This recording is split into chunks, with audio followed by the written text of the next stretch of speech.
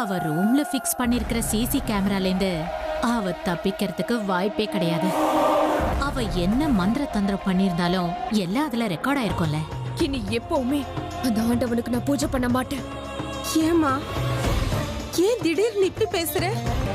ஆரம்பத்துல வழுக்க டைம் தினம் ஆபீஸ் வந்து பாரு, அதுக்கப்புறம் விருப்பம் இல்லைங்கிறது உன் விருப்பமா மாறிடும். அப்பா நீங்க சொல்றீங்கன்னு என்ன நான் வற்புறுத்திக்கிட்டுலாம் வர முடியாதுப்பா. சரோஜா, சரோஜா என்னங்க எங்க இருக்கியா? என்னாச்சுங்க இன்னைக்கு இவ்வளவு சந்தோஷமா இருக்கீங்க? போன காரியம் நல்லபடியா முடிஞ்சதுன்னு நினைக்கிறேன். ஆமா சரோஜா, விஷ்ணு சார் கம்பெனியோட பார்ட்னர்ஷிப்ல ஹைவே ப்ராஜெக்ட் கிடைச்சிருக்கு. அவரோட கம்பெனி கூட நாம கொலாபரேஷன் பண்ணிக்கிட்டா நம்ம கம்பெனிக்கு இன்டர்நேஷனல் லெவல்ல எக்ஸ்போஷர் கிடைக்கும். அது மட்டும் இல்ல, கோடி கணக்குல நமக்கு லாபமும் இருக்கு. எல்லாம் நம்ம அமிர்தா வந்த நேரங்க. அமிர்தா நம்ம வீட்டுக்கு வந்ததுக்கு அப்புறம் எல்லாம் நல்லதாவே நடக்குது. எத்தனையோ தடவை என்னோட ஆரோக்கியம் பாழாகி நான் செத்துருவேன்ற நிலைமையில கூட நான் உயிர் பொழிச்சேன்னா அதுக்கு அமிர்தா தாங்க காரணம். உண்மைதான் சரோஜா, அமிர்தா வெறும் நம்ம பொண்ணா மட்டும் இந்த வீட்டுக்கு வரல, நம்மளோட அதிர்ஷ்ட லட்சுமியாவும் வந்திருக்கா. எல்லாம் அந்த ஆண்டவனுடைய அருள் தான். என்னங்க, நான் உங்களுக்கு ஒரு விஷயம் சொல்லணும். என்ன சரோஜா? அது என்னன்னா, அமிர்தா கொஞ்ச நாளாவே டல்லா இருக்கிறாங்க. முன்னாடி எல்லாம் ரொம்ப பக்தியோட ஸ்ரத்தையோட பூஜை புனஸ்காரம்னு இருந்த பொண்ணுங்க சூரிய கிரகணத்தன்னைக்கு நாள் பூரா தியானம் பண்ணிட்டு இருந்தா. இன்னைக்கு காலையில குளிச்சிட்டேன்னா போய் சாமிக்கு பூஜை பண்ணுமான்னு சொன்னேன். அதுக்கு அவ, இனிமே நான் சாமிக்கு பூஜையே பண்ண மாட்டேன், ஆண்டவன் ரொம்ப கெட்டவன், கெட்டவங்களுக்கு மட்டும்தான் அவர் உதவி செய்வாருன்னு ரொம்ப கோவமா அந்த தெய்வத்தையே நிந்திச்சாங்க. என்ன, அமிர்தா தெய்வத்து மேல கோவப்பட்டு பேசினாளா? அதுக்கு வாய்ப்பே இல்லையே சரோஜா. இந்த வீட்ல கடவுள் மேல அமிர்தாவுக்கு இருக்கிற பக்தி வேற யாருக்கும் கிடையாது. எனக்கு என்னமோ அவ வீட்டுக்குள்ளேயே இருக்கிறதுனால ஒரு மாதிரி டல் ஆகுறாளோன்னு தோணுது. அந்த நேரத்துல நீ போய் பூஜை பண்ணு அது இதுன்னு சொல்லியிருப்ப, அதனாலதான் அப்படி பதில் சொல்லியிருப்பா. நீங்க சொல்றதும் ஒரு வகையில கரெக்ட் தாங்க. அதுக்குதான் நான் இப்போ ஒரு முடிவு பண்ணிருக்கேன். என்னங்க அது? இரு, அமிர்தா எங்க? அவ மாடியில ரூம்ல இருக்கா, நான் போய். அமிர்தா, அமிர்தா, அமிர்தா, சொல்லுங்கப்பா. வாமாங்க, வா.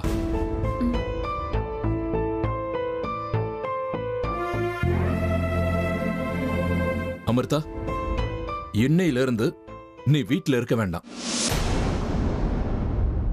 அதாவது எப்பவும் வீட்லயே இருக்காதுன்னு சொல்றேன். இங்க பாரு அமிர்தா, எப்பவும் வீட்லயே உட்கார்ந்துட்டு இருந்தா எவ்வளவு போர் அடிக்குன்னு எனக்கு தெரியும். ரூமுக்குள்ளேயே அடப்பட்டு கிடந்தா மனசு ஒரு மாதிரி குழப்பமா இருக்கும், தேவையில்லாத யோசனைகள் வந்துட்டு இருக்கும். அதனால இன்னையில இருந்து தினமும் என் கூட நீ ஆபீஸ்க்கு வர. ஆபீஸ்ல எனக்கும் ஒர்க் லோட் அதிகமா இருக்கு, நீ கூட வந்தா எனக்கும் கொஞ்சம் உதவியா இருக்கும்ல. அதுவும் இல்லாம எதிர்காலத்துல இது எல்லாமே உன்கிட்ட தான் வந்து சேரப்போகுது. அதுக்காகவாவது நீ பிசினஸ் ஆபீஸ் இத பத்தி எல்லாம் தெரிஞ்சுக்கணும் இல்லையா? இல்ல, நான் எங்கேயும் வரமாட்டேன். இந்த விஷயத்துல எல்லாம் எனக்கு ஈடுபாடு இல்ல. தயவு செஞ்சு இந்த விஷயத்தை பத்தி இதுக்கு மேல என்ன வற்புறுத்தாதீங்க. என்ன ராஜி இது, திடீர்னு விக்ரம் இப்படி பேசுறான்? எதிர்காலத்துல அவனோட சொத்து பூரா அமிர்தாக்கு தான் போய் சேருங்கிற மாதிரியில பேசிட்டு இருக்கான். இல்ல இவனோட சொத்து எல்லாமே எப்படி அவளுக்கு போக முடியும்? அதுக்காக தானே நாம இருக்கோம். பாவங்க விக்ரம், சொத்து பூரா அவளுக்கே போய் சேரப்போதுன்னு கனவு காணிட்டு இருக்கான். ஆனா அவன் எத்தனை நாள் உயிரோட இருக்க போறான்னு அவனுக்கே தெரியாது.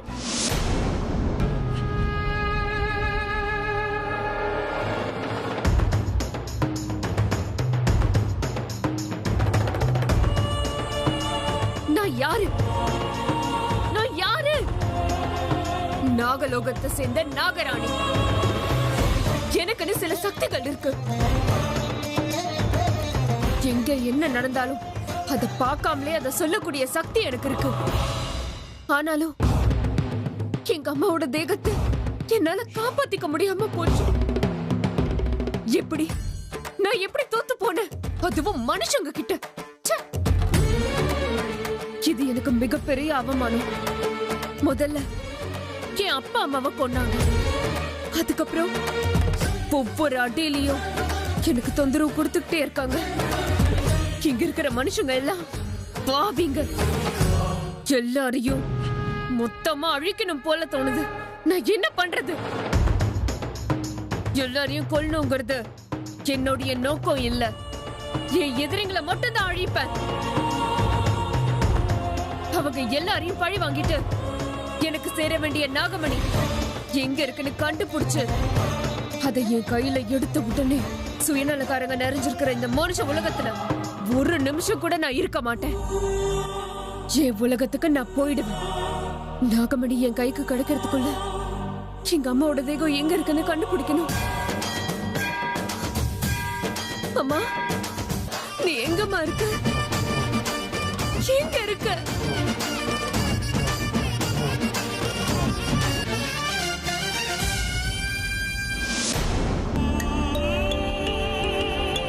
Good morning sir. Good morning. உட்காருங்க அர்ஜுன். உங்களுக்கு ஒரு குட் நியூஸ் சொல்ல போறேன். குட் நியூஸ் சார், சொல்லுங்க சார். இன்னைக்கு காலையில நான் மிஸ்டர் விஷ்ணு சாரை பார்க்க போயிருந்தேன். அதான் இதுக்கு முன்னாடி நீங்க வேலை பார்த்தீங்கல்ல, விஷ்ணு குரூப் ஆஃப் கன்ஸ்ட்ரக்ஷன்ஸ், அதோட எம்டி மிஸ்டர் விஷ்ணுவை பார்க்க போயிருந்தேன். அப்படியா சார்? எதுக்கு போனீங்க? அது Mysore road flyover construction tender அவருக்கு தான் கிடைச்சிருக்கு. அதுல நீங்க எனக்கு பார்ட்னரா இருக்கீங்களான்னு என்ன அப்ரோச் பண்ணாரு. நானும் ஒத்துக்கிட்டேன். Wow, it's really wonderful sir. Vishnu sir construction கம்பெனியோட கொலாபரேட் பண்ணி வேலை செய்யறது நீங்களே இந்த கன்ஸ்ட்ரக்ஷன் பண்ண மாதிரி இருக்கும் sir. Really it's wonderful sir. Saroja, உங்ககிட்ட ஒரு விஷயத்த சொல்ல மறந்துட்டேன். என்னங்க அது? இத்தனை நாளா விஷ்ணு சாருக்கு ஒரு பையன் நினைச்சிட்டு இருந்தோம்ல, ஆனா அவருக்கு இன்னொரு பையன் இருக்கான். அவரோட முதல் பையன் கரண் இருக்காருல்ல, அவர் மாதிரி இல்ல அந்த பையன். சரியான சோம்பேறி. காலையில 8 மணி வரைக்கும் தூங்கிக்கிட்டு இருக்கான். அதுவும் அவன் ரூம்ல தூங்கிக்கிட்டு இருந்தா பரவாயில்ல, அவ்வளவு பெரிய பங்களா, அதுல அவனுக்குன்னு ஒரு ரூம் இருக்காதா? அங்க தூங்க மாட்டாராம். ஹால்ல இருக்கிற சோஃபாவுல படுத்து தூங்கிட்டு இருக்கான். யாராவது வீட்டுக்கு வந்தா என்ன நினைப்பாங்கன்னு கூட அவனுக்கு தெரியாது. சோம்பேறி, அறிவுங்கிறதே இல்ல. என்னடா இது, டிட்டர்ஜென்ட்டே போடாம என்ன இப்படி துவைக்கிறாங்க? நான் விஷ்ணுவோட பையங்கிற விஷயம் தெரியாம ஏன் முன்னாடியே என்ன இப்படி போட்டு திட்டுறாங்களே. ஒருவேளை நான் தான் அவங்களோட பையனை உங்களுக்கு தெரிஞ்சதுன்னா இவங்க ரியாக்ஷன் எப்படி இருக்கும்? ஐயோ, இப்போதைக்கு எதுவுமே தெரியாம இருக்கதான் நல்லது. தெரிஞ்சதுன்னா என் லவ் ஸ்டோரி அவ்வளவுதான். அவர் எவ்வளவு பெரிய பிசினஸ் மேன், அப்படிப்பட்டவருக்கு இப்படி ஒரு சோம்பேறி பையனா? சொல்ல போனா விஷ்ணு என் முன்னாடியே அவரை பிடிச்சு திட்டினாரு. அப்படிதான் திட்டும் சார். திட்டினாதான் அவங்க எல்லாம் திருந்துவாங்க. இல்ல, விஷ்ணு சார் எவ்வளவு பெரிய ஹார்ட் ஒர்க்கரு.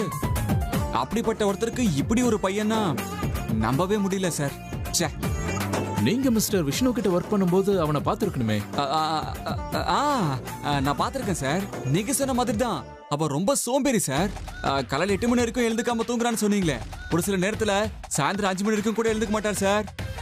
அவர் காலுக்கு ஏதோ சக்கரை கட்டி விட்டுருக்காங்க போல இருக்கு. அதனாலதான் ஒரு இடத்துல இருக்காம ஓடிக்கிட்டே இருப்பாரு. ஆமாமா, இதையெல்லாம் சொல்லிதான் விஷ்ணு சார் அவனை திட்டினாரு. எவ்வளவுதான் இருந்தாலும் அப்படிப்பட்டவரோட பையனா இருந்துகிட்டு இப்படி பொறுப்பு இல்லாம இருந்தா அது நல்லாவா இருக்கு? அதுக்கு யாரு என்னங்க பண்ண முடியும்? அப்பா மாதிரி பிள்ளைங்க இருக்கணும்ல. நல்ல பசங்க கிடைக்கிறதுக்கு புண்ணியம் பண்ணிருக்கணும். என்னத்த புண்ணியமோ, இப்படிப்பட்ட பசங்களை பெத்துக்கிறதுக்கு பெத்துக்காமையே இருந்துக்கலாம். சரி, நீ போய் டிஃபன் ரெடி பண்ணுமா, நான் வந்துடுறேன். அர்ஜுன், நீ உட்காருப்பா, நான் வரேன். சரி மேடம்.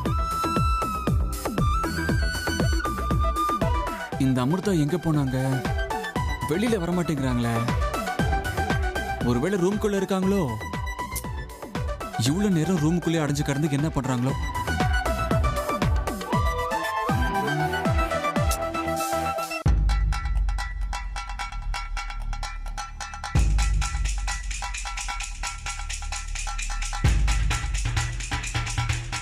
ருத்ரா, உன்னுடைய கவனம் இங்க இல்லையே. நீ என்ன சிந்திச்சுக்கிட்டு இருக்கன்னு நான் தெரிஞ்சுக்கலாமா? நான் 24 மணி நேரமா அந்த நாகராணியை பத்தி தான் யோசிக்கிறேன். என்ன பாபா இதா, நம்ம எத்தனையோ முறை அந்த நாகராணியை கொல்றதுக்கு முயற்சி பண்ணிட்டோம். ஆனா ஒவ்வொரு முறையும் அவ தப்பிச்சுக்கிட்டே இருக்கா.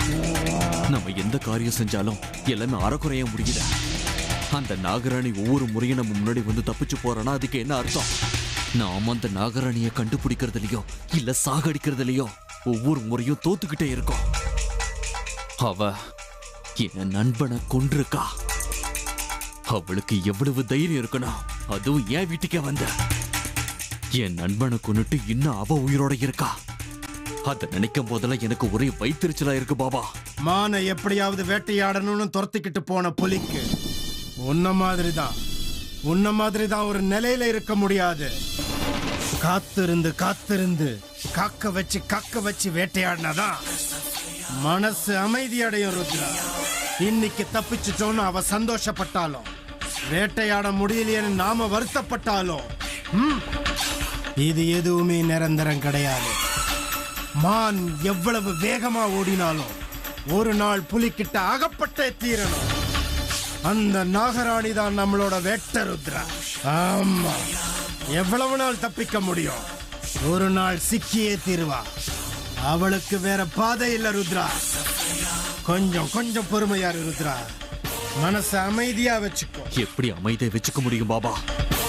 நான் அந்த நாகராணிய சாகடிச்சு அந்த நாகமணி எங்க இருக்குன்னு கண்டுபிடிச்சு அதை நான் அடைஞ்சே தீரணும் பாபா. உன்ன மாதிரியே அந்த நாகராணியும் கோவத்துல இருப்பா ருத்ரா.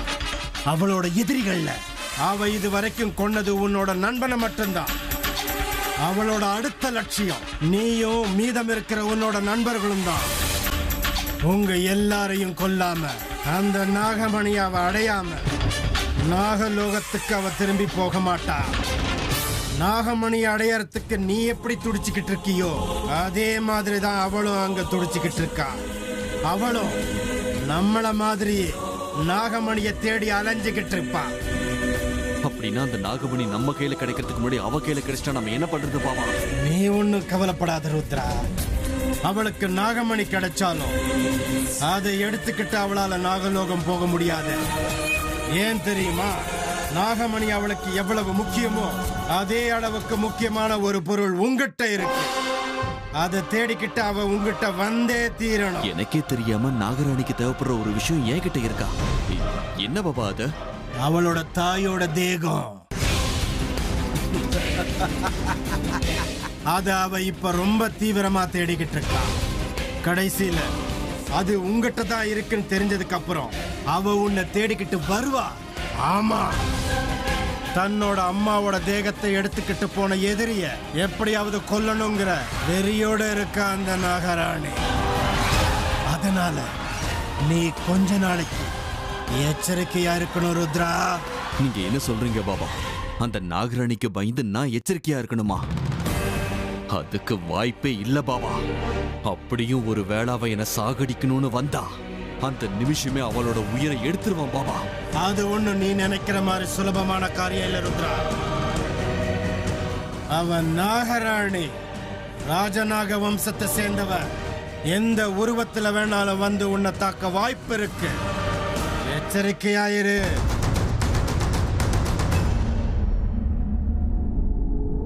ஹேமா, அர்ஜுன் எங்க ஆளைய காணோம்? அவன் அப்பவே வெளியில போயிட்டானே அத்தை. அட கடவுளே, அவனை எதுக்குமா நீ வெளிய போக விட்ட? ஏன் அத்தை, என்னாச்சு? என்ன ஹேமா இது இவ்ளோ சாதாரணமா கேக்குற? ஜோசியர் சொன்னதெல்லாம் நீயும் மறந்துட்டியா? அர்ஜுனோட வாழ்க்கைக்குள்ள ஒரு பாம்பு நுழைஞ்சிருக்கு. அவன் உயிருக்கே ஆபத்து இருக்கு. கல்யாணம் முடியற வரைக்கும் அவனை வீட்டை விட்டு வெளியே எங்கேயும் அனுப்பாதீங்கன்னு சொல்லிருக்காருல.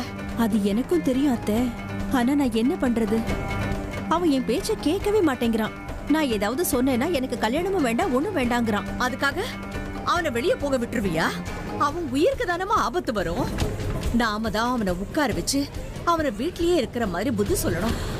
ஜோசியர் அர்ஜுன் வாழ்க்கையில ஒரு பாம்பு நுழைஞ்சிருக்குன்னு சொன்னதுல இருந்து எனக்கு ரொம்ப பயமா இருக்கு ஹேமா. என்ன மாமியாரும் மருமகளும் என் அர்ஜுனை பத்தி ஏதோ டிஸ்கஸ் பண்றீங்க போல?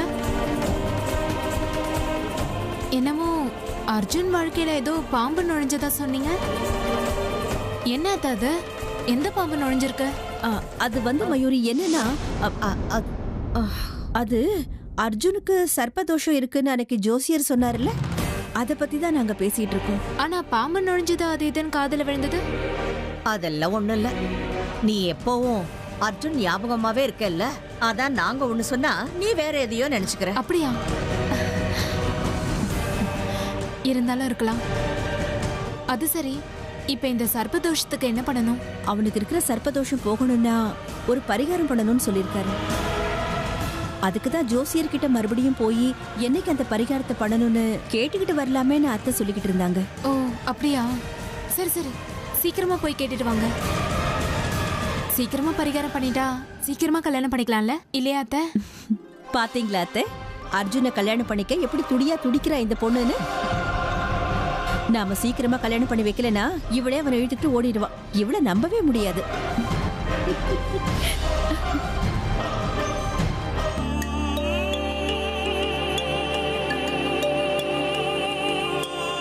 நான் வீட்டுக்கு வந்து எவ்வளவு நேரம் ஆச்சு? இந்த அமிர்தா இங்க ஆளையே காணும். ரூம்குள்ள உட்காந்துக்கிட்டு என்னதான் பண்றாங்களோ?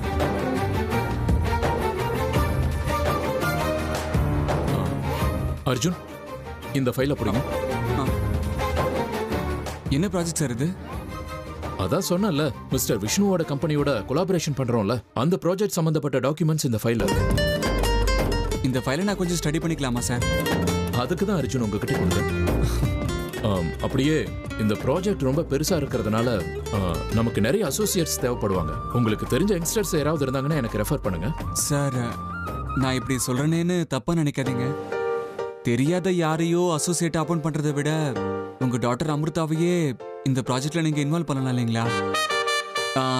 வேற யாரையும் நாம டிபெண்ட் பண்றதை விட நம்ம குடும்பத்துல ஒருத்தர் ப்ராஜெக்ட்ல இருந்தா நல்லது சார். என்னங்க, அர்ஜுன் சொல்றது கரெக்ட் தாங்க. இந்த விஷயத்தை காலையில நீங்க அமிர்தாக்கு சொன்னீங்க. ஆனா அமிர்தாவை எப்படி சம்மதிக்க வைக்கணும்னு தான் எனக்கு தெரியல. என் மனசுலயும் அந்த யோசனை இருக்கு அர்ஜுன். இந்த விஷயமா இன்னொரு தடவை அமிர்தா கிட்ட டிஸ்கஸ் பண்ணா சரியா இருக்கும்னு நினைக்கிறேன். இஃப் யூ டோன்ட் மைண்ட், அமிர்தாவை கொஞ்சம் கூப்பிடுறீங்களா? பாவங்க அர்ஜுன், அவன்கிட்ட ஏன் இந்த மாதிரி வேலையெல்லாம் கொடுக்குறீங்க? இது பாரு அர்ஜுன், நீ நிம்மதியா உட்காந்து காஃபி குடி, நான் போய் கூட்டிட்டு வரேன். சே, அதெல்லாம் ஒண்ணும் இல்ல மேடம். நானும் சார்கிட்ட வேலை செய்யறோம் தானே. அப்படி பார்த்தா இது என்னோட வீடு மாதிரி. நம்ம வீட்டு வேலை செய்ய நாம யோசிப்போமா என்ன? அதுவும் இல்லாம வேலை செய்யறங்கிட்ட அது பெரிய வேலையா சின்ன வேலைன்னு நான் சுத்தமா பார்க்கவே மாட்டேன். எனக்கு எல்லா வேலையும் ஒண்ணுதான். நீங்க இருங்க, நான் போய் கூட்டிட்டு வரேன்.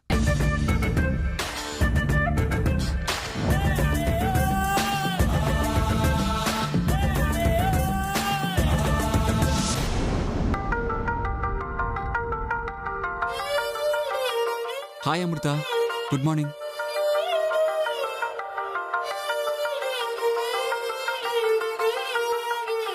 ஏங்க அமிர்தா, அங்க நின்னுக்கிட்டு என்னங்க பண்றீங்க? எங்க அம்மாவோட தேகத்தை யாரு எடுத்துட்டு போனாங்க? எதுக்காக எடுத்துட்டு போனாங்க? அதை வச்சு என்ன பண்ணுவாங்க? எதுக்காக இந்த மனுஷங்க என்ன சோதிக்கிறாங்க? மனுஷங்க எல்லாமே சுயநலக்காரங்க. இப்ப எங்க அம்மாவோட தேகத்தை நான் எங்கன்னு போய் தேடுவேன்?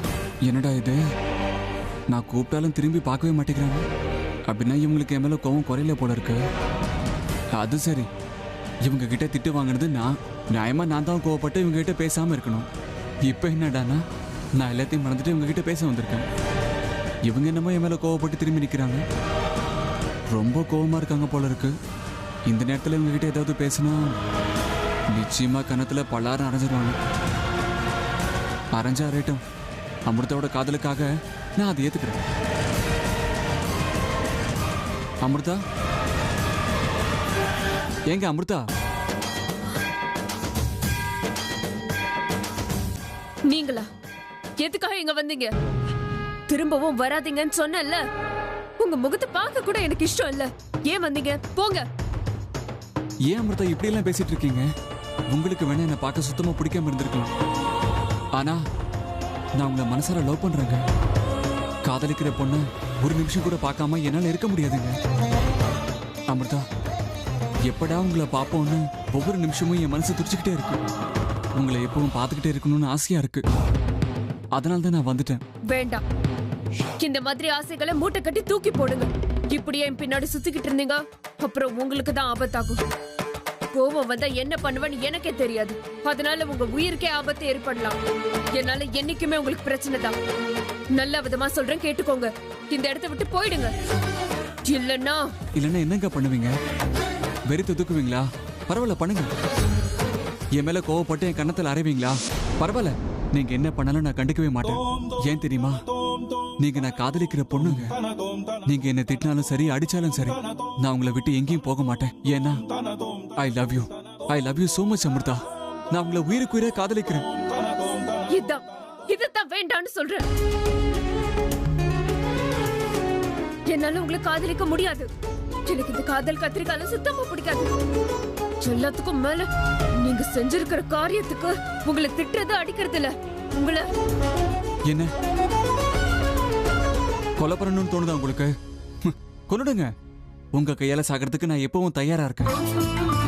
இவ்வளவு நாளா வெறும் ரோமியோ ஜூலியட், லைலா மஜ்னு இவங்க கதைகள் மட்டும்தான் வரலாறுல இருந்துச்சு.